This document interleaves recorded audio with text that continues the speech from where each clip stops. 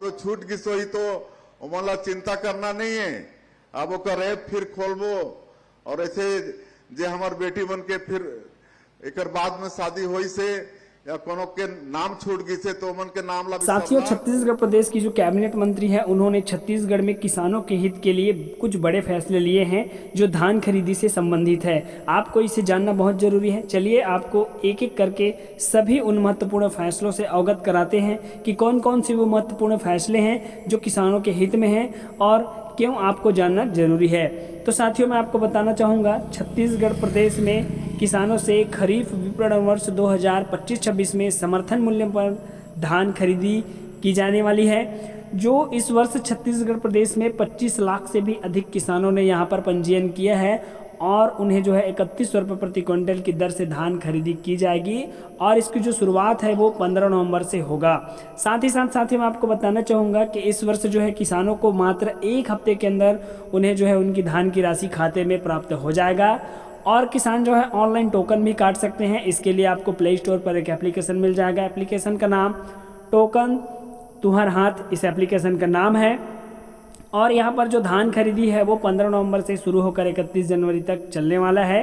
साथ ही साथ दोस्तों, इस अवधि में किसानों से जो है 3100 प्रति क्विंटल की दर से 21 क्विंटल प्रति एकड़ यहाँ पर धान की खरीदी की जाने वाली है।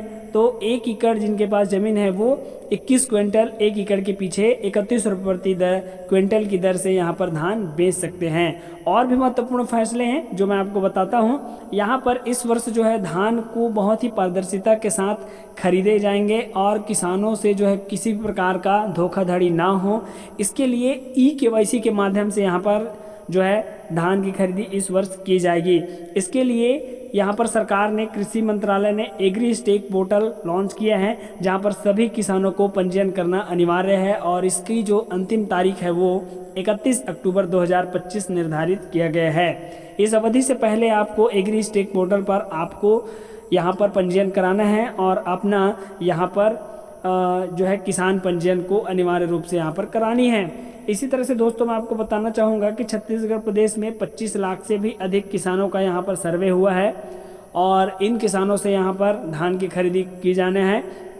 साथ ही साथ दोस्तों, मैं आपको बताना चाहूँगा कि इस वर्ष जो है धान खरीदी को लेकर छत्तीसगढ़ प्रदेश की जो सरकार है वो काफ़ी सक्रिय है और धान की खरीदी को जो है यहाँ पर सुगमता से निपटाना चाहती है। किसी प्रकार से यहाँ पर किसानों को तकलीफ नहीं होना चाहिए। इसके लिए वे जिले स्तर पर भी कई समिति का गठन किया है। इसी तरह से दोस्तों, आपको बता दें कि छत्तीसगढ़ प्रदेश में 20,000 ग्रामों में दिनांक 2 अक्टूबर से डिजिटल क्रॉप सर्वे एवं मैनुअल गिरदावरी के डाटा को आम सभा में यहाँ पर प्रसारित किया गया है। तो आप देख सकते हैं यहाँ पर जो है सभी को अब तक पता चल गया है कि कितने रकबा का उन्होंने पंजीयन कराए हैं और धान बेच सकते हैं। किसानों को बेहतर सुविधा प्रदान करने के लिए टोकन तुहर हाथ मोबाइल ऐप जो है लॉन्च किया गया है। इस एप्लीकेशन को आप प्ले स्टोर से डाउनलोड करके अपना जो किसान कोड है उसे डालकर यहाँ पर आप लॉगिन कर सकते हैं और यहाँ से आप टोकन काट सकते हैं। साथ ही साथ आप यहाँ से अपना जो कितना आपका जो रकबा है वो धान खरीदी हेतु पंजीकृत है वो भी आप यहाँ पर देख सकते हैं। साथ ही साथ साथियों, यहाँ पर देख सकते हैं किसी अन्य किसान से धान की खरीदी ना कर ओरिजिनल जो किसान है, वास्तविक किसान, उससे ही धान की खरीदी की जाएगी। इसके लिए भी यहाँ पर सरकार ने अहम फैसले लिए हैं कि बायोमेट्रिक आधारित जो है धान की खरीदी की जाएगी। अर्थात अगर आप सोसाइटी पर जाएंगे समिति केंद्र में तो आपसे बायोमेट्रिक के माध्यम से वहाँ पर जांच किया जाएगा और उसके बाद ही आप यहाँ पर धान बेच पाएंगे। तो किसान का यहाँ पर बायोमेट्रिक से जो है पहचान किया जाएगा। इसी तरह से दोस्तों, छत्तीसगढ़ प्रदेश में 2739 खरीदी केंद्रों के माध्यम से धान खरीदी किया जाएगा। यहाँ पर बराबर सूखे हुए धान की खरीदी की जाएगी। ऐसे जो समिति हैं उन्हें 5 रुपये प्रति क्विंटल की दर से जो है इंसेंटिव भी दिया जाएगा। यहाँ पर सरकार ने अहम फैसले लिए हैं इस वर्ष कि जो भी उपार्जन केंद्र है अगर वे शून्य सुखद धान अगर खरीदते हैं, मतलब सूखा हुआ धान अगर खरीदते हैं तो उन्हें जो है 5 रुपये प्रति क्विंटल की दर से यहाँ पर और भी प्रोत्साहन राशि दिया जाएगा।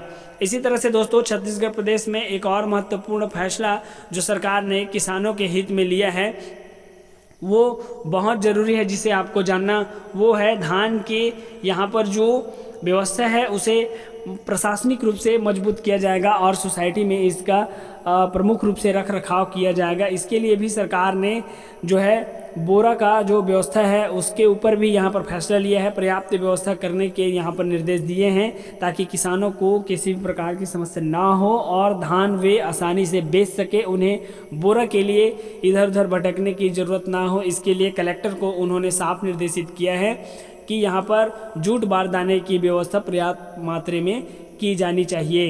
इसी तरह से दोस्तों मैं आपको बताना चाहूँगा कि धान खरीदी केंद्रों में बेहतर एवं सुगम व्यवस्था हेतु कलेक्टर द्वारा प्रशासनिक अधिकारियों को खरीदी केंद्र प्रभारी बनाने का भी निर्णय यहाँ पर लिया गया है ताकि किसी प्रकार से यहाँ पर धान की जो खरीदारी है उसमें दुर्व्यवस्था ना हो। सीमावर्ती जो भी राज्य है वहाँ से धान आने जाने के लिए यहाँ पर जो है दल बनाए गए हैं जिले स्तर पर कि जो है बाहर से धान नहीं आनी चाहिए करके। तो इस तरह से जो फैसले हैं वो महत्वपूर्ण हैं।